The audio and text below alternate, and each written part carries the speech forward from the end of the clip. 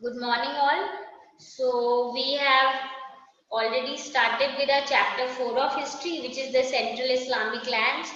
And we have done a very good portion of it where we have seen that what was the origin of the religion Islam, what was the important place of Prophet Muhammad, and then how did he travel, how did Islam became important. उसके बाद जो caliph वाला system है वो कैसे शुरू हुआ, जो फर्स्ट फोर कैलिफ था उनका किस टाइप का रूल था, उसके बाद भी मूव ऑन टू उमायद, और फिर हमने लास्ट क्लास पे किया था एबिसिड तक। तो एबिसिड के बाद हम देखेंगे कि अब आगे क्या होता है, what is the other major change that will come across basically in the empire of these rulers। ठीक है, so first of all we'll see the breakup of caliphate। Breakup as I said कि जो caliphs initially हम बोलेंगे जिनके पास religious political सारे powers थे, वो स्लोली एंड ग्रेजुअली मूव करेंगे towards becoming a more important religious head as compared to a political head, और जो political powers है वो दूसरे सेक्शन के पास आ जाएंगे। सो ये पूरा हुआ कैसे, let us go through it in detail. अब क्या हुआ, ये जो एबिसिड स्टेट है ये धीरे धीरे वीक हो गई थी टुवर्ड्स द 19th सेंचुरी। क्यों? क्योंकि बगदाद जो है ना, वो जो यानी बगदाद जो उनका कैपिटल था, वहां से वो लोग रूल करते थे, तो वहां से दूर की एरियाज पे कंट्रोल करना क्या हो गया था, थोड़ा सा मुश्किल हो गया था। as we have already done that whenever a empire is expanding, it becomes a little bit difficult for them to control the whole expansion। why? because क्योंकि बहुत दूर दूर तक expanded होता है, तो इतनी दूर तक कंट्रोल करना थोड़ा मुश्किल हो जाता है जब तक कि आपके वहां पे गवर्नेंस ना स्टेशन हो जो आपके पूरी तरीके से लॉयल हो, और लॉयल होने के साथ साथ एफिशिएंट भी हो। तो similar was the problem that the Abbasid state was facing, जिसमें क्या हुआ था, बगदाद जो उसका धीरे धीरे कंट्रोल डिस्टेंट प्रोविंसेस पे कम होने लग गया था। और इसके अलावा हम देखेंगे कि प्रो अरब और प्रो इरानियन है ना factions in the army and bureaucracy होने लग गई थी। इसका मतलब क्या है, जो अरब और इरानियन जिनको इन लोगों ने इंक्लूड किया था अपनी आर्मी में और ब्यूरोक्रेसी में, ये लोग कहीं ना कहीं आपस में ही क्या कॉन्फ्लिक्ट में चले गए थे, and they were fighting among themselves. And added to in what happened 810 में एक सिविल वॉर हो गया था between the supporters of Amin and Mamun.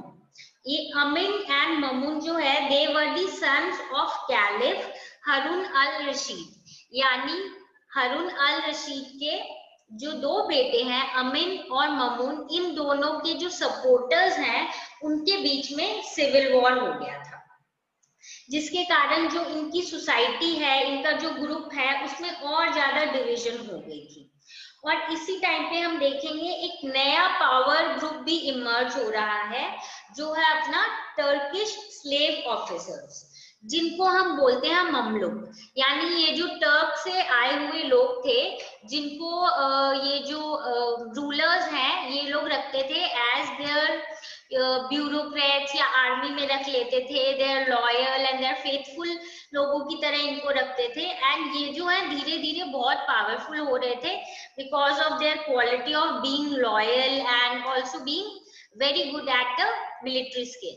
तो ये जो है ये भी एक न्यू ग्रुप डेवलप हो रहा था इस टाइम पे।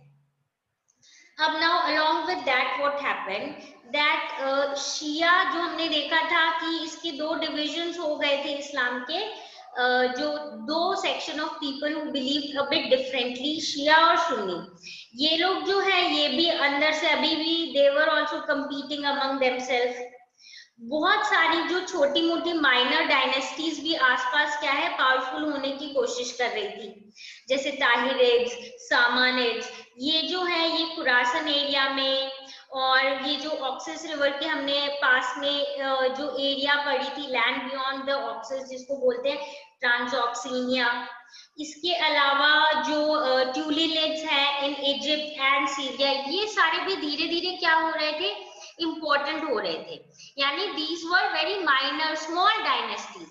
पर क्योंकि एबसिड के अंदर इतनी सारी कॉन्फ्लिक्ट चल रही है अरब और ईरानियन में, और वो लोग इतने अभी तक कंट्रोल भी नहीं कर पा रहे अपने डिस्टेंस प्रोविंसेस में, और बाकी प्रॉब्लम्स के कारण क्या हो रहा है, they are facing lot of problems also from the number of minor dynasties which are not that powerful still. They are trying to empower the Abbasid empire, और थोड़ी एरिया पे चाह रहे हैं अपना कंट्रोल हमारा ज्यादा पावरफुल हो जाए। एबसिड जो पावर है अब वो लिमिटेड रह गया था सिर्फ सेंट्रल इराक और वेस्टर्न ईरान तक। वो भी they could not continue for long because they lost it in 945, and who was able to control over it? They were the Buyids. ये बुइड्स कौन थे? They were the believers of Shia, and मतलब शिया group के थे, और ये Caspian reason जो था ईरान का जिसको डेलम बोलते हैं वहां पे ये लोग रूल कर रहे थे। इन्होंने अब क्या कर लिया? They captured Baghdad, which was the main center under the Abbasid Caliphate. Now what happened after that? We will notice कि ये जो बुइड रूलर्स थे ना, इन्होंने बहुत सारे टाइटल्स लिए अपने लिए, ठीक है, और इन्होंने we should understand here that they took many of the titles. One example is शहनशाह। शहनशाह का क्या मतलब होता है? King of the kings. And they did not call them as caliph. That is why they were comparatively different from the earlier rulers. क्यों? क्योंकि बाकी जो भी रूल करते थे वो अपने को कैलिफ का टर्म दे देते थे, पर ये खुद को क्या बोल रहे हैं? कहीं ना कहीं they are associating themselves only with the as a political ruler, और कैलिफ का जो टाइटल है उसको उन्होंने मतलब अनटच्ड रहने दिया, उसको कुछ चेंज नहीं किया, बल्कि जो एबसिड कैलिफ है उनको उन्होंने सिंबॉलिक हेड रहने दिया। किसका? सुन्नी सब्जेक्ट्स का। यानी they are not wanting to touch और wanting to come in conflict with the concept of caliphate. वो कह रहे हैं कैलिफ जो है वो कंटिन्यू करो, पर हम कौन है? हम पॉलिटिकल हेड्स हैं। और ये वो किस तरीके से दिखा रहे थे? वो दिखा रहे थे by using the terms like शहनशाह, किंग ऑफ द किंग्स, यानी we are the kings and we are not the caliphs, and the Abbasid caliph is still the symbolic head of Sunni subjects. अब ये जो इन्होंने decision लिया था कि हम कैलिफेट की पोजीशन को हटाएंगे नहीं और खुद नहीं लेंगे, it was a very very good decision, because अगर ये करते तो वापस से कॉन्फ्लिक्ट आ जाता। बिकॉज एक साइड पे जो शियाज में बिलीव करते थे उनकी एक डायनेस्टी थी फातिमिड्स, ये लोग चाह रहे थे कि हम क्या करें, इस्लामिक वर्ल्ड पे हम लोग रूल करें। क्यों? क्योंकि ये बोल रहे थे कि हम जो है फातिमिड्स, we belong to subsect of Shias and we are actually descendants from the Prophet's daughter Fatima. यानी हम लोग जो है वो है सक्सेसर्स और डिसेंडेंट्स हैं किसके? जो प्रॉफिट की डॉटर थी फातिमा उनके, इसीलिए हम जो है हम लोग अप्रोप्रिएट रहेंगे as the rulers of Islam. यानी क्या हो रहा था यहाँ पे? Again one group was trying to prove that they are more legitimate, यानी वो सही हो अगर उनको चूज किया जाए as the next rulers of Islam, तो क्या होगा? वो करेक्ट डिसीजन होगा। क्यों? क्योंकि उनका कनेक्शन किससे है? प्रॉफिट की डॉटर से जो थी फातिमा, जिसके नाम पे इन्होंने फातिमिड्स अपनी पूरे ग्रुप का नाम रखा है, डायनेस्टी का जैसे नाम रखा है। तो from there base in north Africa, उनका जो बेस था नॉर्थ अफ्रीका में, वहां से उन्होंने इजिप्ट को कॉन्कर कर लिया 969 में, और वहां पे उन्होंने क्या इस्टेब्लिश किया? फातिमिड कैलिफेट, यानी अपना अलग से कैलिफेट। यानी what are they wanting to prove? That we are the more legitimate successors of the caliphate dynasty, या मतलब जो कैलिफेट सिस्टम है उसका। नाउ और ये इन्होंने क्या किया? जो ओल्ड कैपिटल ऑफ इजिप्ट था फुस्टैट, उसको रिप्लेस करके उसकी जगह एक न्यू सिटी काहिरा, जिसको अभी हम कैरियो बोलते हैं, वो जो है वो उस दिन पे फाउंड किया गया था, जिस दिन which was considered as the rise of planet Mars. तो ये इनके टर्म में ऐसे टर्म्स होते हैं, मेरे विच इज आल्सो कॉल्ड एल-काहिर। तो इसका क्या मतलब है? कहीं ना कहीं हम बोलेंगे कि they were trying to associate their every action with certain kind of you can say divine indication कि भाई इस दिन ये बहुत ऑस्पिशियस डेट था, राइज ऑफ प्लैनेट मार्स था, इसीलिए हमने है ना इस दिन पे अपनी कैपिटल जो है वो एक नई ली, इसी टर्म से ली, और इसीलिए we are more legitimate. They are always trying to prove that we are the people who should be followed. अब ये तो कंटिन्यूस होता ही जा रहा था. इसके बाद क्या हुआ, 950 से जो 1200 का टाइम पीरियड है, वहां पे जो इस्लामिक सोसाइटी है उनको किस तरीके से हम बोलेंगे कि साथ में रखा गया था. इसके लिए साथ में रखने के लिए ऐसा नहीं है कि एक सिंगल पॉलिटिकल ऑर्डर या सिंगल लैंग्वेज या सिंगल कल्चर पे फोकस किया था, पर मेन था common economic and cultural pattern. यानी जो इकोनॉमिकली सब लोग सिमिलर थे या कहीं ना कहीं सारे लोग लिंक थे, और जो कल्चरल पैटर्न था जो किसी एक चीज पे डिपेंड नहीं था. एक चीज पे डिपेंड से I mean that not only based on one particular language या one particular may be cultural activity, but they combined, जहां पे भी उनको सिमिलैरिटी लगती थी कि हम लोग सब लोग सेम है on the basis of our economic activity और on the basis of our cultural pattern. तो इसके बेसिस पे वो लोग जो है कोशिश कर रहे थे कि जो इस्लामिक सोसाइटी है उसको हम यूनाइटेड रखें, because political order से it will not be possible until and unless society and the people living in the society have the feeling of unity and similarity, common और same belongingness, ऐसी चीजें हो. तो अब unity in the face of political divisions was maintained by separation between state and society. Now if we take into consideration certain things कि हम इतनी जो हम ये बोले यहाँ पे कितनी सारी पॉलिटिकल डिविजन्स थी, और कहीं ना कहीं क्या होता जा रहा था, certain kind of conflict was always arising between the people.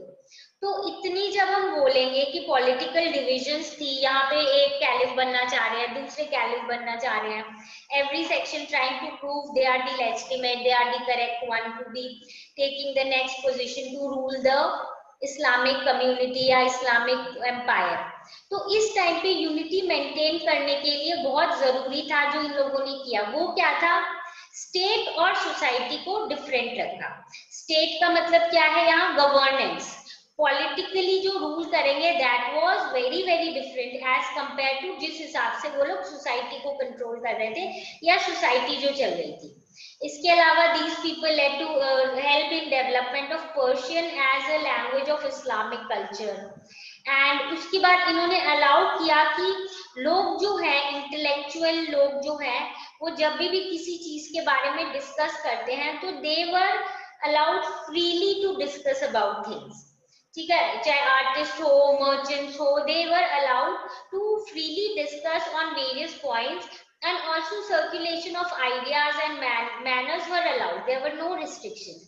यानी आपकी सोसाइटी जो है, जो आपके आइडियाज हैं वो अलग है, वो आप कंटिन्यू करो, उसको आपको फॉलो करने का एक अलग तरीका है, और जो हम पॉलिटिकली इसको रूल करेंगे वो अलग होगा. हम दोनों को क्या करेंगे, कनेक्ट नहीं करेंगे, अदरवाइज क्या होगा, प्रॉब्लमैटिक सिचुएशन हो जाएगी, क्योंकि पॉलिटिकली तो ऑलरेडी ये लोग इतनी ज्यादा कंपटीशन और प्रॉब्लम फेस कर रहे हैं, बट एटलीस्ट सोसाइटी वाइज तो चीजें थोड़ी सेटल रहे तो things will be better for them.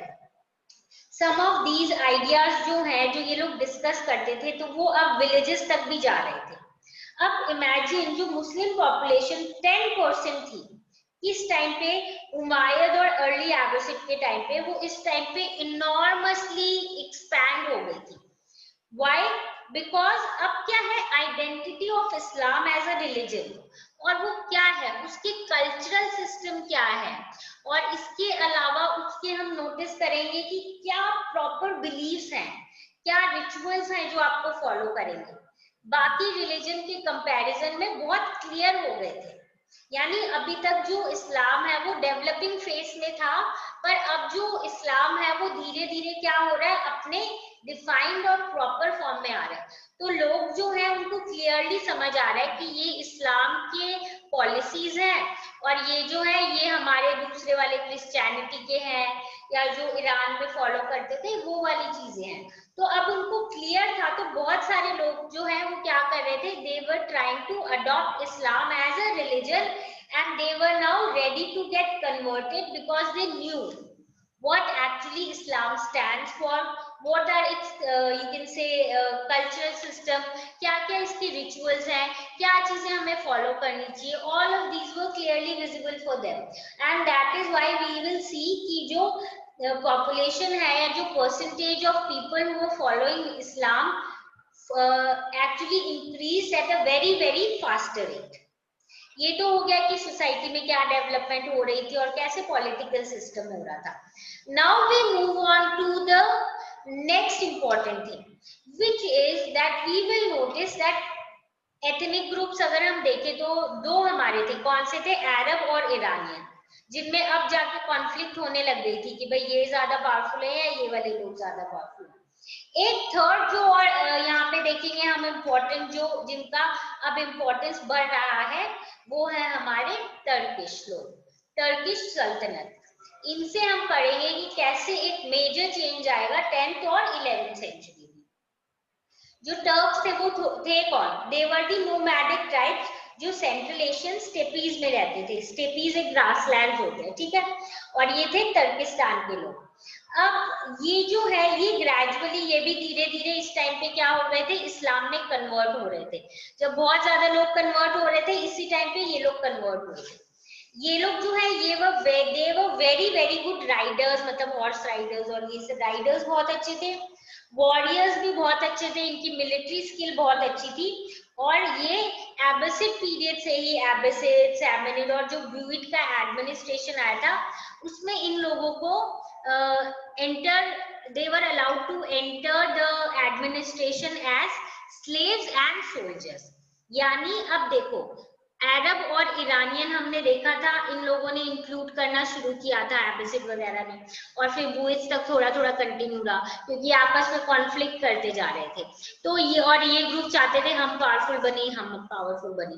एक नया ग्रुप और आया टर्क वाले, ये कौन थे, ये जो नए नए जिन्होंने इस्लाम अडॉप्ट किया है और इनको एज स्लेव और एज सोल्जर्स रख रहे हैं एडमिनिस्ट्रेशन में। एबसिड के टाइम से रखना शुरू हो गया था एबसिड, और फिर ये सैमेनिड, और अभी जो हमने रिसेंटली पढ़ा था बुइड, ये लोग भी जो है इनको अपने एडमिनिस्ट्रेशन में रखने लग गए थे।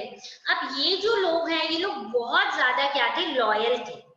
लॉयल तो थे ही, साथ में ये लोग बहुत स्किल्ड थे इन देयर मिलिट्री से एबिलिटीज, और जो मिलिट्री स्किल्स हैं उसमें बहुत ज्यादा ही स्किल थे। तो इसीलिए अब हम देखेंगे धीरे धीरे इनकी जो पोजीशन है ना बहुत इंपॉर्टेंट हो जाएगी। सारे रूलर्स जो है ना कोशिश करेंगे इनको हाई पोजीशन में रखें, क्यों, because they were considered very very loyal.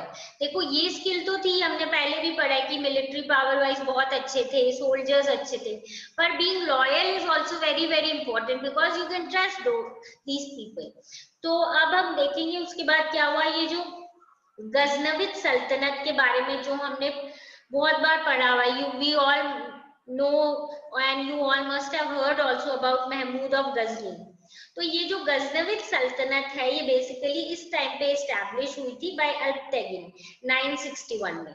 तो बुइड्स की तरह ये जो गजनविद्स थे इन लोगों ने भी क्या किया, ये लोग भी एक मिलिट्री डायनेस्टी थे और इनके भी प्रोफेशनल आर्मी थी जिसमें ये टर्क्स को इंक्लूड करते थे और इंडियंस को भी इंक्लूड करते थे, जिसमें अपने पास एविडेंसेस है, जिसमें one of the general of Mahmud जो है उनका नाम है तिलक।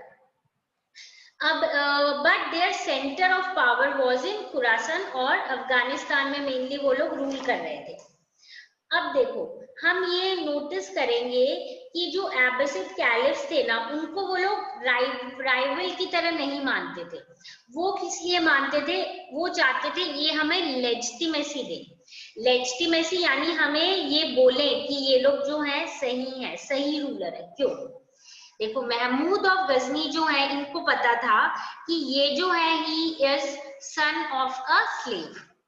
तो यानी एक स्लेव का एक किंग बनना या एक रूलर बनना लोगों को बहुत बार एक्सेप्टेबल नहीं होता। तो ये एक्सेप्टेबल कैसे होगा, अगर कैलिफ बोल दे कि नहीं इनका रूल क्या है, सही है, they are the correct rulers, और ये जो तरीका सही है, और they are the legitimate rulers, यानी ये लीगली सही है, और ये इनका रूल जो है वो भी it is totally should be accepted by all. इसीलिए ये चाहते थे कि कैलिफ जो है वो हमें लेजिटिमेसी दे, इसलिए उनको राइवल की तरह नहीं देख रहे थे, और इसीलिए वो चाहते थे कि जो कैलिफ है वो उनको टाइटल दे किसका, सुल्तान का, कि he is the sultan and he should be accepted as sultan, nobody should question it because it is legitimate, because the caliph has given him the title of being a sultan। अब caliph जो है वो भी चाहते थे इनको support करना, गजनविज को, बिकॉज जो शिया वाले हैं कहीं ना कहीं वो उनके अगेंस्ट थे, उनके प्रॉब्लमेटिक सिचुएशन क्रिएट कर रहे थे उनके लिए, तो वो सोच रहे थे कि हम गजनविज को जो है अपनी साइड पे रखें, और इनको जो है कहीं ना कहीं we should give them legitimacy so that they also support us whenever we need them। After that what happened, we'll come across few new rulers and few new names। the Seljuk Turks थे जिन्होंने तुरान एक जगह है वहां पे soldiers के form में enter किया, सामानिज और जो नॉन मुस्लिम टर्क्स थे उस साइड पे, और धीरे धीरे ये जो है इन लोगों ने खुद को एक बहुत पावरफुल ग्रुप बना लिया under two brothers। ये लोग they were two brothers and they were Tughril and Chaghri Beg. इन लोगों ने एडवांटेज लिया कि जब महमूद ऑफ गजनी की डेथ हो गई तो पॉलिटिकली क्या हो गया था, इनस्टेबल हो गया था। क्या चीज इनस्टेबल हो गई थी पॉलिटिकली, पूरी की पूरी एरिया कि नेक्स्ट रूलर कौन बनेगा और पूरा इस एरिया का गवर्नर कौन बनेगा। तो इन लोगों ने जो टू ब्रदर्स तुगरिल और जेगदी बेग जो है, इन लोगों ने इस चीज का एडवांटेज लिया और इन लोगों ने कोशिश की कि they get the more power. Along with that we will notice कि इस चीज का एडवांटेज लेने के लिए we'll come across one more name which is the Seljuks। Seljuks ने क्या किया, कॉन्कर कर लिया कौन सा एरिया, खुरासन इन 1037, और उसके बाद एक जगह है निशापुर, उसको अपना कैपिटल बना लिया।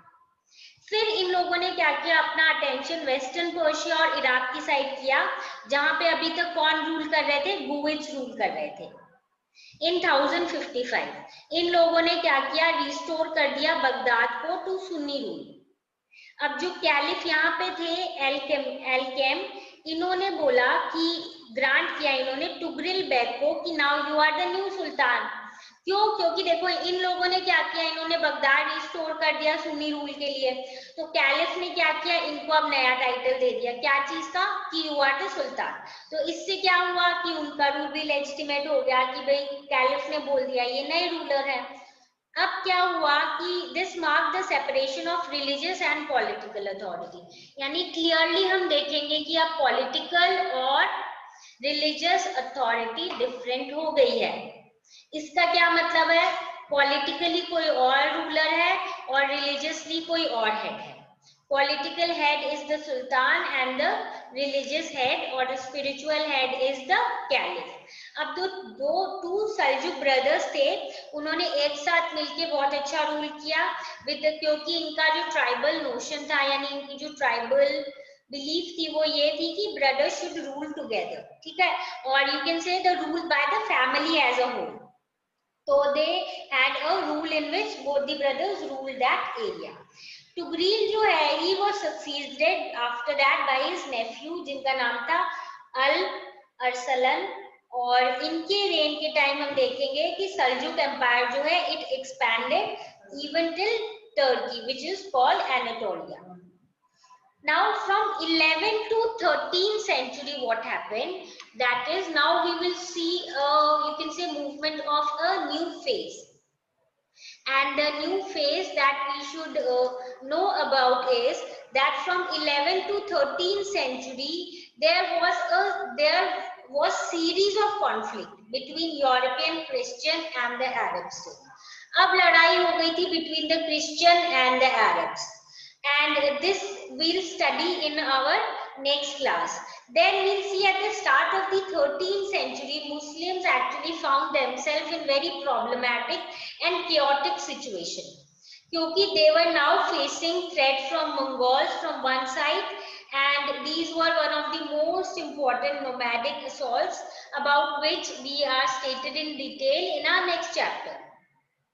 So here you just need to understand that from our next class we'll understand that how these people are facing lot of problems now. Or now we'll see the move into one more new ideology जिसको term बोलते हैं crusades. Crusades का मतलब होता है to fight for something good.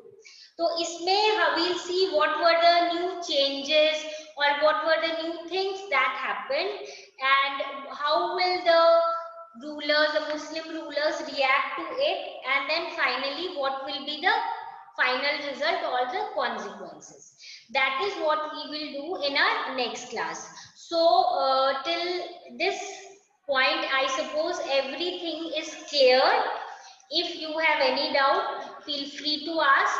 We have just done till this portion, that is Prophet Muhammad, and then we have done the 4 caliphs, Umayyad, Abbasid, and now we have also seen the starting of the caliphate period. So with this we have completed the class for today, and we'll proceed in our next class.